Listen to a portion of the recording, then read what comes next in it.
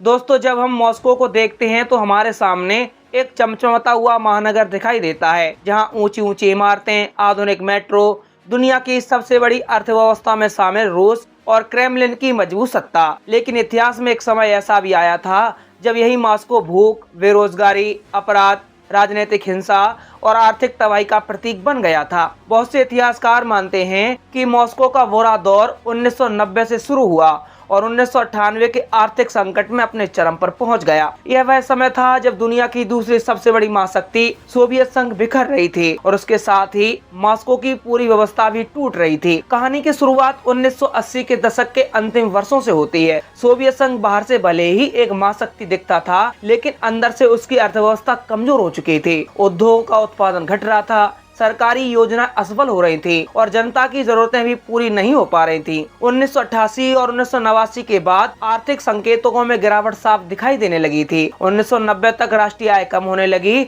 और उत्पादन में लगातार गिरावट दर्ज होने लगी। मॉस्को उस समय पूरे सोवियत साम्राज्य का दिल था। यहाँ बैठकर करोड़ों लोगों की किस्मत तय होती थी। लेकिन जैसे जैसे सोवियत व्यवस्था कमजोर होती गई, मॉस्को के सामने भी संकट बढ़ता गया। दुकानों में सामान कम होने लगा, लंबी लंबी कतारें आम दृश्य बन गईं।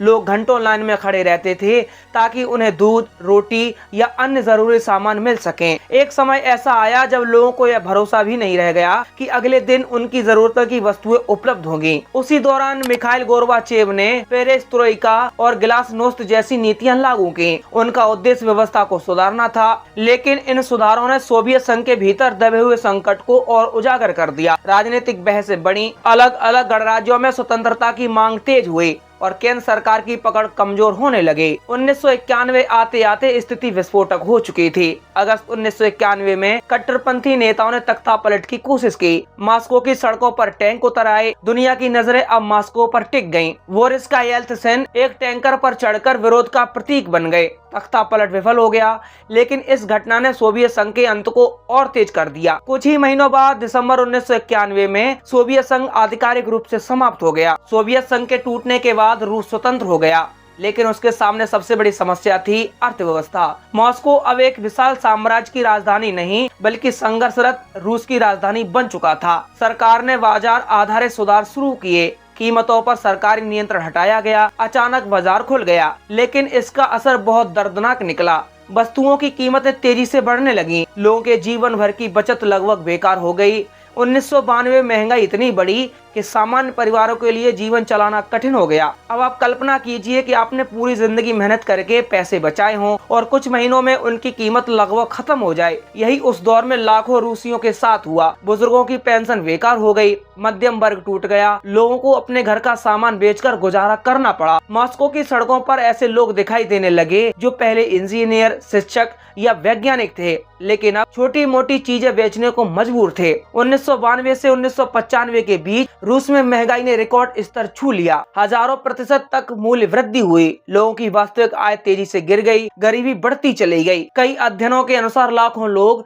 गरीबी रेखा से नीचे चले गए और जीवन स्तर में भारी गिरावट आई। लेकिन संकट केवल आर्थिक नहीं था, मॉस्को अपराध की राजधानी भी बनता जा रहा था। सोवियत व्यवस्था टूटने के बाद कानून व्यवस्था कमजोर हुई, माफिया समूह भी तेजी से उभरे, व्यापारियों से रंगदारी वसूली जाने लगी। कई व्यवसायों को सुरक्षा के लिए अपराधी गिरोहों को पैसा देना पड़ता था। अनुबंध हत्याएं, भ्रष्टाचार और धन शोधन आम बातें बन गईं। मॉस्को के कई हिस्सों में लोगों को लगता था कि सरकार से ज्यादा ताकत अपराधी गिरोह के पास है। उधर राजनीति में भी संघर्ष बढ़ रहा था। राष्ट्रपति बोरिस और संसद के बीच टकराव चरम पर पहुंच गया। 1993 में स्थिति इतनी बिगड़ गई कि मॉस्को में खुला राजनीतिक संघर्ष शुरू हो गया। संसद भवन के आसपास हजारों लोग जमा हो गए, विरोध प्रदर्शन हिंसक हो गए। अंततः सेना को बुलाया गया, टैंकों ने संसद भवन पर गोलाबारी की, राजधानी की सड़कों पर खून बहा। आधिकारिक आंकड़ों के अनुसार 147 लोग मारे गए और सैकड़ों लोग घायल हुए। कई लोगों को लगा कि रूस गृह युद्ध के कगार पर पहुंच गया है। यह घटना मॉस्को के इतिहास के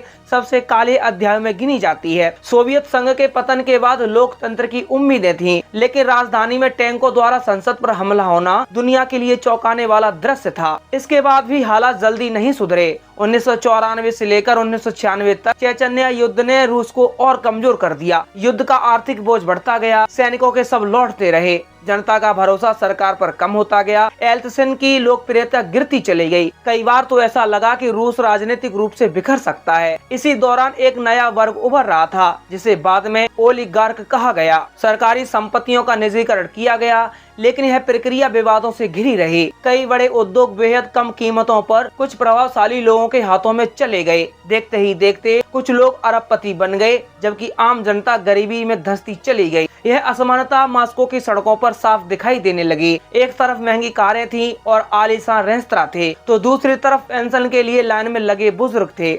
1997 में थोड़ी उम्मीद जगी, अर्थव्यवस्था में मामूली सुधार दिखा, महंगाई कुछ कम हुई। सरकार को लगा कि शायद सबसे बुरा दौर पीछे छूट चुका है, लेकिन यह राहत बहुत छोटी साबित हुई। 1998 में वह हुआ जिसे रूस के आधुनिक इतिहास का सबसे बड़ा आर्थिक झटका माना जाता है। अगस्त 1998 में रूस ने अपने कर्ज पर डिफॉल्ट घोषित कर दिया। रूबल की कीमतें भी तेजी से गिर गईं, बैंकिंग व्यवस्था हिल गई, लोगों की जमा पूंजी भी फिर से संकट में पड़ गई। हजारों कंपनियां प्रभावित हुईं, कई लोगों को महीने तक का वेतन भी नहीं मिला, पेंशन भुगतान रुक गए, सरकार के पास कर्मचारियों को भुगतान करने के लिए पर्याप्त धन नहीं था। मॉस्को में उस समय का माहौल बेहद निराशाजनक था। बैंक बंद हो रहे थे, विदेशी निवेश भाग रहा था, दुकानों में आयातित सामान महंगा हो गया, लोग एटीएम के बाहर कतारों में खड़े रहते थे। किसी को नहीं पता था कि अगले दिन उसका पैसा सुरक्षित रहेगा या नहीं। कई परिवारों ने अपनी जमा पूंजी खो दी। रूस के लिए यह केवल आर्थिक संकट नहीं था, बल्कि राष्ट्रीय आत्मविश्वास का संकट भी था। कभी अमेरिका को चुनौती देने वाला देश अब अंतर्राष्ट्रीय वित्तीय संस्थाओं से मदद मांग रहा था। बहुत से रूसियों को लगा कि उनका देश दुनिया में अपना सम्मान खो चुका है। यही वह समय था जब मॉस्को का सबसे बुरा दौर अपने चरम पर पहुंचा। 1990 में शुरू हुई गिरावट 1998 में पूर्ण आर्थिक विस्फोट में बदल चुकी थी। लाखों लोग गरीबी, असुरक्षा और अनिश्चितता में जी रहे थे। अपराध, भ्रष्टाचार और राजनीतिक संघर्ष ने राजधानी को झकझोर दिया था, लेकिन इतिहास यही नहीं रुका। 1999 के बाद परिस्थितियां बदलनी शुरू हुई। अंतर्राष्ट्रीय तेल की कीमतें बढ़ी, रूस को निर्यात से अधिक आय मिलने लगी, उद्योगों को राहत मिली, धीरे धीरे अर्थव्यवस्था संभलने लगी। इसी दौर में व्लादिमीर पुतिन राष्ट्रीय राजनीति में उभरे। अगले वर्षों में उन्होंने सत्ता को केंद्रीकृत किया और रूस को स्थिरता की दिशा में ले जाने का दावा किया।